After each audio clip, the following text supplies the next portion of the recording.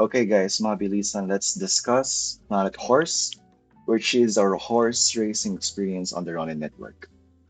Hype to ngayon, guys, especially as people are exploring other projects on Ronin. Nabuhay kasi yung community, lalo na sa Facebook, sa mga Filipino communities sa Facebook, nung pinopromote na yung Ronki Rice Farms, right? Pero nung medyo nag-tone down na, medyo nagkakaroon na siya ng correction, nag-explore na ng ibang projects yung mga tao. And one of these projects is Planet Horse. Ngayon, ano nga ba yung Planet Horse? This is a game created by an indie dev called Xian, nickname niya Xian.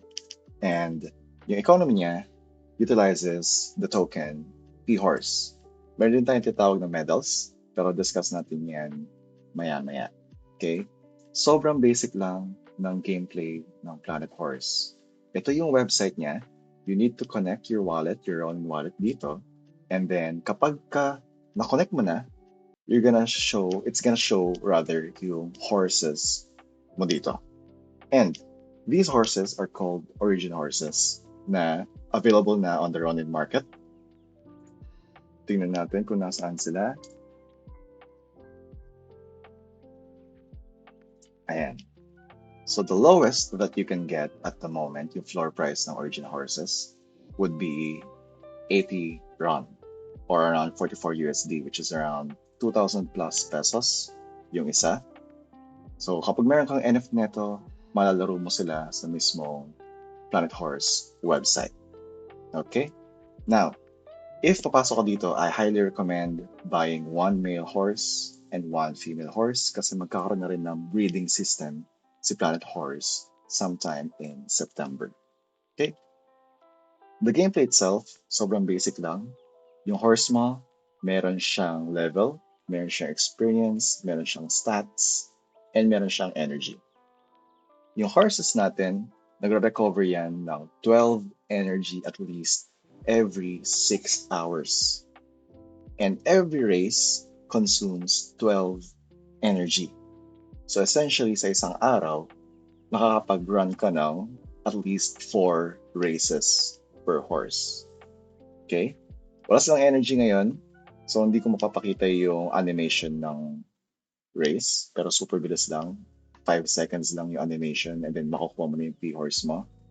Kanina, nag-race silang dalawa. Nakakuha ko ng 1,157 P-horse.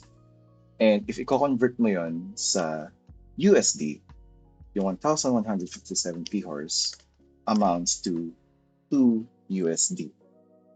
2 USD na agad siya. Times 4 mo yun, kasi 4 na beses nga sa isang araw, right? You get 8 USD or 16 RON.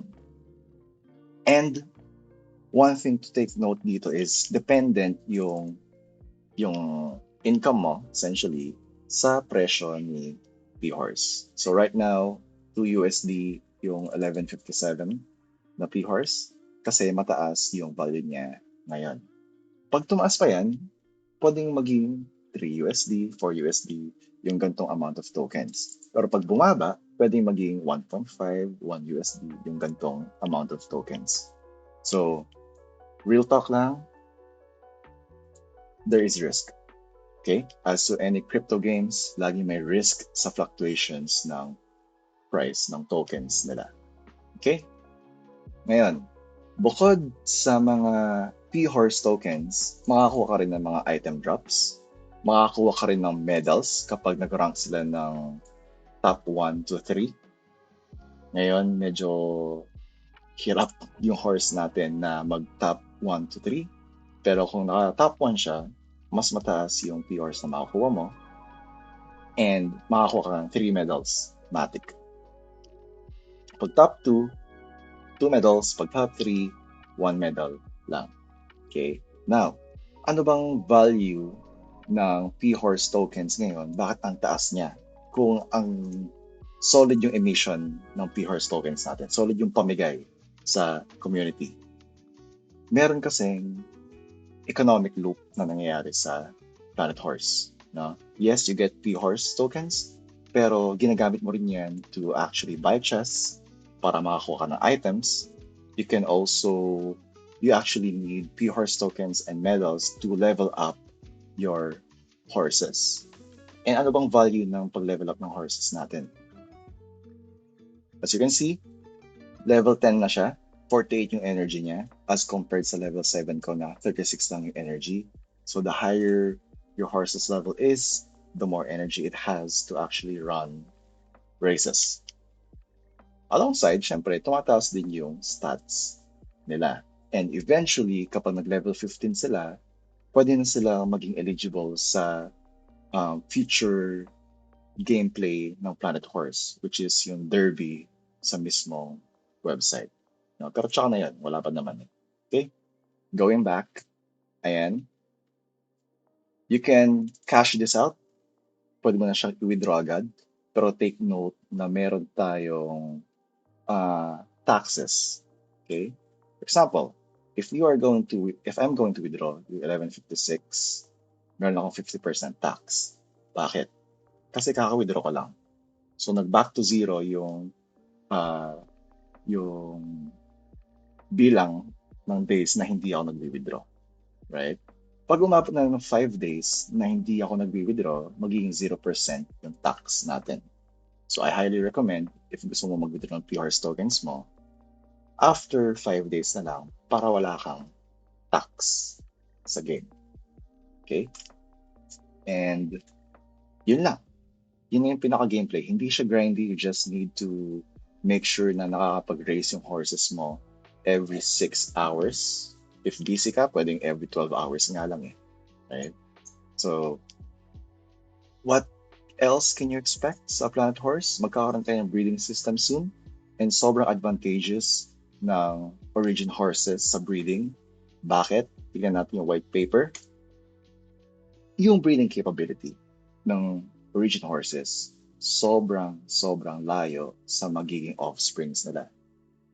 Epic yung horses ko, they can be bred 20 times. So, pwede ako mag-breed ng up to 20 horses. Na NFTs din to, most likely. No? Pero yung offsprings nila, yung 20 horses na i-breed ko, they will only get between 0 and 3 breeding capabilities. Ibig sabihin, 3 beses lang sila pwedeng i-breed max. Random pa to. Pwedeng yung horse na lalabas, wala man lang breeding capability. So sobrang advantageous talaga na meron kang origin horses. Okay?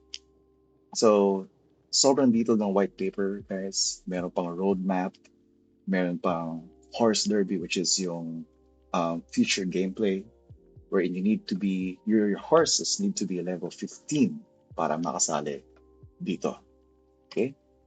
And if you want to enter, as mentioned kanina, you need an origin horse NFT.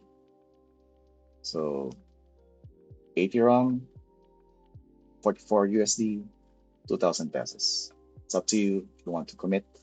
It's up to you if you want to have a higher rarity kind of horse. And one thing na i-recommend ko is, wala kasing levels dito sa Ronin Market. No? Hindi mo makita yung levels. So, mas maganda, punta ka sa Axie Plus. Meron silang Planet Horse Marketplace doon wherein you would be able to see yung levels ng horses for sale. For example, gusto ko ng epic horse. May budget ako na 555 RON. Nakita ko, may dalawang male na epic horse. Parehas ng presyo, 555, right? Kaso yung isa level 12, yung isa level 10. If ako, bibilin ko na yung level 12. Kasi mas worth it sa 555 RON ang level 12 kesa sa level 10. Okay? So, ganun lang yung gameplay ng Planet Horse. Super basic, super easy, hindi siya grindy, especially helpful sa mga taong walang oras, sa mga working people para gusto pa rin, pumasok sa crypto gaming. Planet Horse, if you find this helpful, if you're going to join, I would highly appreciate you guys to join using my referral link. Okay, I'm going to add this sa mismong description. Let's win together. Let's share rewards together.